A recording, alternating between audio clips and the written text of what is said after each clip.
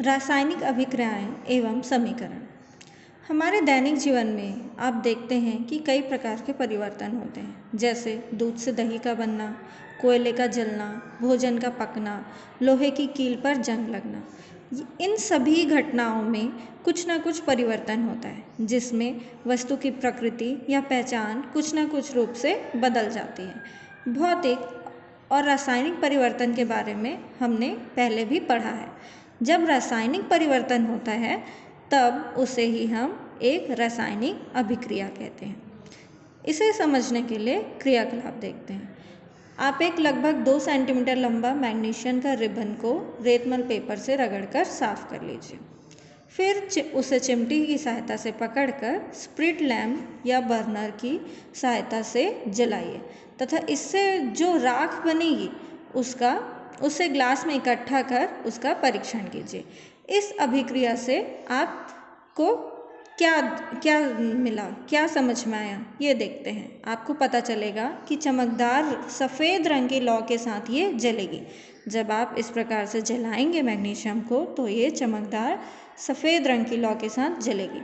इसे ही हम मैग्नीशियम का दहन कहते हैं। और वह सफ़ेद चूर्ण जो है, जो मैग्नीशियम दहन होता है वो सफ़ेद चूर्ण में बदल जाता है।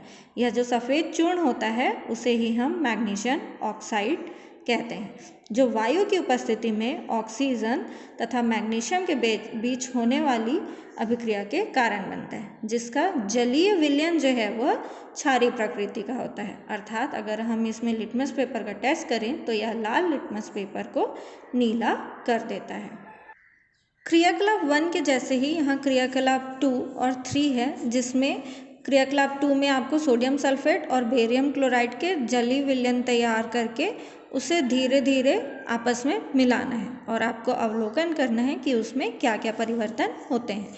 उसी प्रकार क्रियाकलाप 3 में क्वथन नली में दानेदार जिंक और तनु हाइड्रोक्लोरिक अम्ल को मिलाकर देखना है और धीरे धीरे उनमें होने वाले परिवर्तन को आपको अवलोकन करना है। इन सभी क्रियाकलापों द्वारा आपको पता चलेगा कि यहाँ रासायनिक अभिक्रिया हो रही है, जिनमें पदार्थों की अवस्था में परिवर्तन होगा, रंग में परिवर्तन होगा, क्रिया के दौरान हो सकता है कोई गैस उत्पन्न हो और उसमें तापमान में भी परिवर्तन देखा जा सकता है। तो ये बहुत सी रासायनिक अभिक्रियाएं हैं जो हम अपने प्रतिदिन के दैनिक कार्यों में देखते हैं। जिनमें भी ये लक्षण दिखाई देते हैं इन्हें हम रासायनिक अभिक्रिया कहते हैं और इन रासायनिक अभिक्रियाओं को उनकी सांकेतिक अभिव्यक्ति में अध्ययन करते हैं। रासायनिक समीकरण। किसी भी अभिक्रिया को वाक्य के रूप में लिखने में रासायनिक अभिक्रिया का वर्णन बहुत लंबा हो जाता है, इसलिए इसे संक्षेप रूप में लिखने को समीकरण कहते हैं, समीकरण के रूप में लिखना कहते हैं। यह सरल होता है। जैसे यहाँ एक अभिक्रिया जो हमने क्रियाकलाप 1 में देखा था कि मैग्नीशियम को जब हम जलाते हैं तो मैग्नीशियम ऑक्साइड बनता है, तो वैसे ही मैग्नीशियम प्लस ऑक्साइड मिलकर मैग्नीशियम ऑक्साइड बनाते हैं।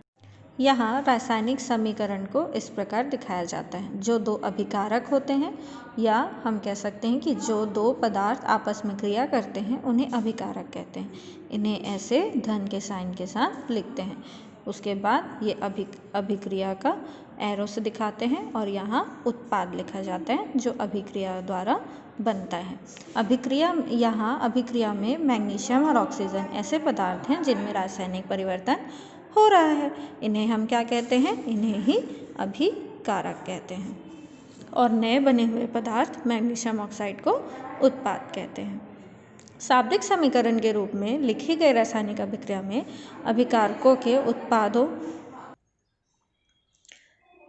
परिवर्तन को उनके बीच तीर के निशान से दर्शाते हैं। अभिकारकों को तीर के निशान के बाईं ओर, जैसे यहाँ अभिकारक तीर के निशान के बाईं ओर हैं और उत्पाद तीर के निशान के दाहिनी तरफ हैं। अभिकारक या उत्पाद जब एक से अधिक हों, जैसे यहाँ 2 हैं, अगर एक और होता तो यहाँ भी धन चिन्ह के साथ लिखते। तो इस प्रकार से रासायनिक समीकरण बनाया